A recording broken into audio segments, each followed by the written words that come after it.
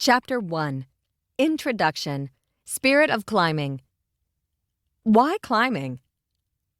With 2020 being climbing's inaugural year in the Olympics, the sport seems to have had a huge influx of bodies in gyms and at the crag.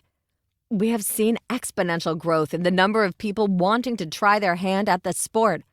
We are seeing climbers on commercials, in movies, and all over the internet.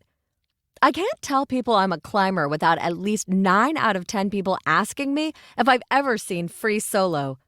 Yes, I have seen free solo. And no, I do not free solo. And no, that is not all climbing is. There is so much more to it than that. While climbing is a great way to get fit, there's so much more to climbing than building muscle and getting to the top. The process of climbing, while very physical, has a large mental component. Climbing isn't just a sport. It is a community of people you can, quite literally, trust your life with and who take it upon themselves to pass down valuable knowledge about this sport if you are willing to listen. It is then your responsibility to bestow this information on to the next newcomer and then them to the next.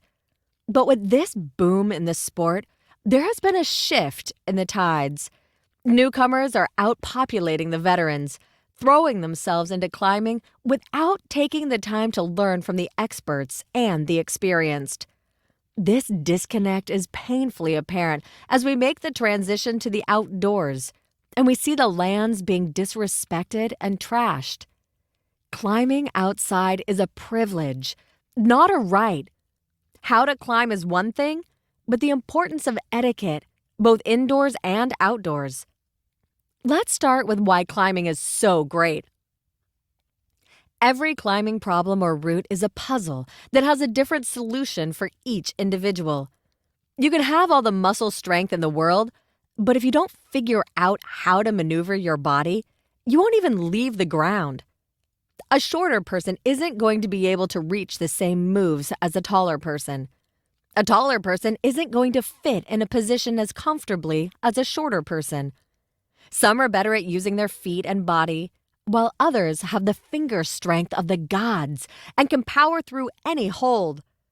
What is the best and most efficient way for you to get to the top? That is what you, the climber, have to figure out. What works for your friend might not necessarily work for you. And that is the beauty of climbing, the amount of thought put into each move on a climb. When you walk into a climbing gym, you might see people staring at the wall, waving their hands around like mimes. They may look crazy, and you might be thinking, what a nut. But what they are doing is very strategic. They are reading the climb, imagining the movements, and planning their map to the top. If it doesn't work, it's back to the drawing board. Reading a climb is a skill, and a valuable one at that. Being able to read a climb before leaving the ground gives you that mental clarity to move up the rock like a dance, if done well. Like any other skill, it needs to be practiced, trial and error. Climbing will teach you patience and tenacity. Strong climbers are strong because they have been spit off the wall more times than they have made it to the top. It's a process, and you learn to love it. Every progression, no matter how small, is satisfying. And progress is never ending. Once you overcome one hurdle, there is another challenge waiting for you on the other side. Climbing indoors is just practice and training for the real treat, the great outdoors. Something about being outside and in tune with nature brings on this sense of calm. Maybe it's all the green and fresh air. Maybe it's the peace and isolation. When you get to the top of a climb, whether it be a boulder problem or a long roped route, you are rewarded with breathtaking views, fresh air free of smog, and a great sense of accomplishment. Nothing better than a pure, serene calm to embrace you after the work and struggle to get there. If only that were true for every aspect of life. There's also something to be said about doing outdoor activities.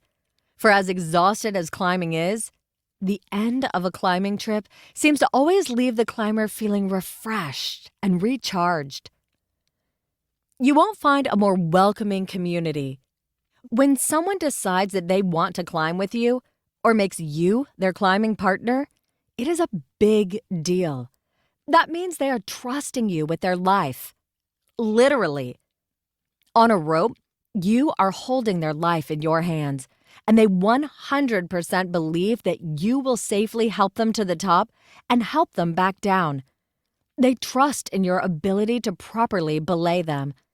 When bouldering, the climber is putting his or her faith in you to help them safely fall onto the crash pad in the event they blow off the wall. This is an aspect of climbing you won't find in any other sport. And because of this, the bond you build within the climbing community feels closer and tight-knit. As a climber traveling around the world, you are immediately embraced by the community everywhere you go. Even if you start out as a climber just because you wanted a good workout, if you stick with it and become obsessed like so many have, you will inevitably feel like you are a part of a global club. It's pretty cool. Let that sink in for a minute. Someone is trusting you with their life. It is a huge responsibility. How many of you can say that you have that weight on your shoulders on a day-to-day basis? While climbing is loads of fun, one has to remember that it can be dangerous if you take it lightly. You have to be sure you are prepared to take that responsibility. Be aware, be mindful, be present. Distractions can be lethal.